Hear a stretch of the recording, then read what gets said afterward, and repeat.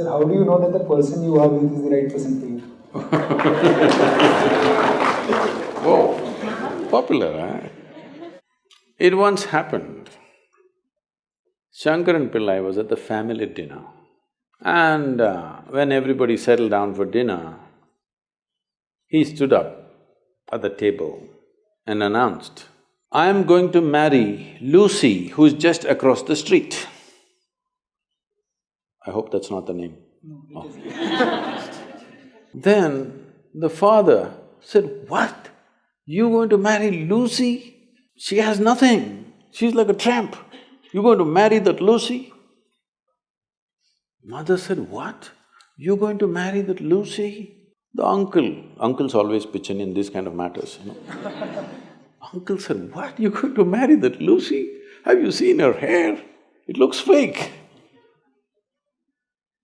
The aunt, "What? You going to marry Lucy? She's always painted. You going to marry that painted woman?"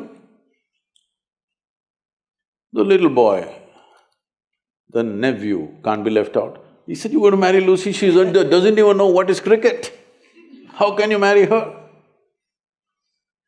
Shankaran Pillai stood his ground and said, "Yes, I'm going to marry Lucy." Everybody asked in one voice, "Why?" He said, "Because she has no family." There are no many opinions to battle with. So, who is the right person? I don't want to take away all the romance from your life. But let me tell you this, there is no right person on this planet. If you put your heart into something, something may become wonderful. Is it the right thing? There's no right thing. Nobody ever found the right person anywhere, okay? If you get into that kind of unrealistic mindset, "I have found the right person," oh, you will be soon disappointed. You must understand, there is no right person. First thing is to see whether I am the right person. Yes, am I the right person? And there are no right people on this planet. If you understand, you have your nonsense, they have their nonsense, we can adjust nonsense. Go on. We must understand relationships are formed for various needs.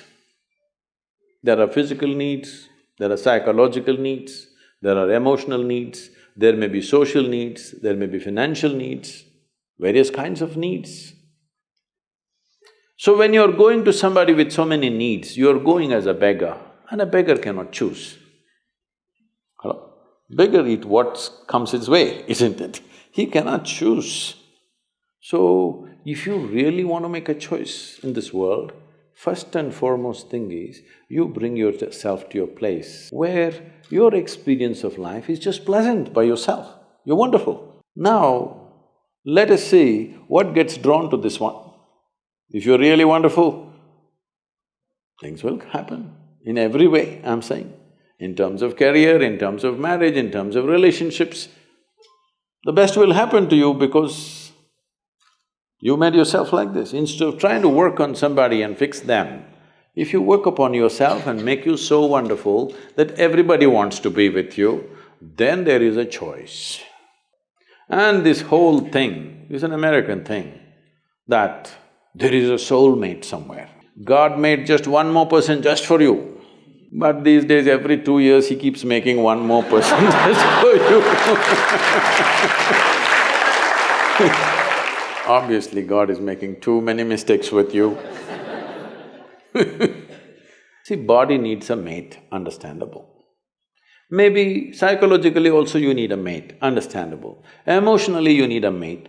A soul cannot need a mate. So soul doesn't need a mate, nor was some person made perfectly for you, okay? This creation makes all kinds of unique idiots. If you understand you are one kind of idiot and the others are different kind, you will understand their nonsense because you know you got your stuff. If you think you're perfect and God has chosen you and He's made another person perfect somewhere else, you're heading for a disaster, okay? There's no such thing. Even, people today, after 5,000 years, people are still adulating and worshipping Krishna as the greatest lover, but his wives are dead unhappy with the guy. Yes. So, you're not going to find any perfect person. If you invest a deep sense of involvement, something wonderful may happen. It's because of your involvement, not because the other person is fantastic. No. Even if you choose a fool, actually it's easy that way. If they're not stupid, why would they come to you first of all? No, I'm just being nasty. So, even if you choose a fool, it doesn't matter. If you involve yourself, it can turn out very beautiful. You chose the smartest person in the universe, it could be a disaster. So, do not think in terms of, whatever this made for each other nonsense. No, you choose the opposite actually. But after some time, after a little bit of time, you slowly start expecting they're just like you. This is a serious mistake. Because if one more person becomes just like you won't be able to bear with them for 2 days. Hello? Please tell me. If there's one more person just like you at home, could you live there? You're glad they're different. It's wonderful, nobody is like you, isn't it? Nobody is like you on this planet. Try and see. Nobody is like you, and that's good. Don't look for sameness, not necessary. It's a difference which makes the… because of the difference you tango, not otherwise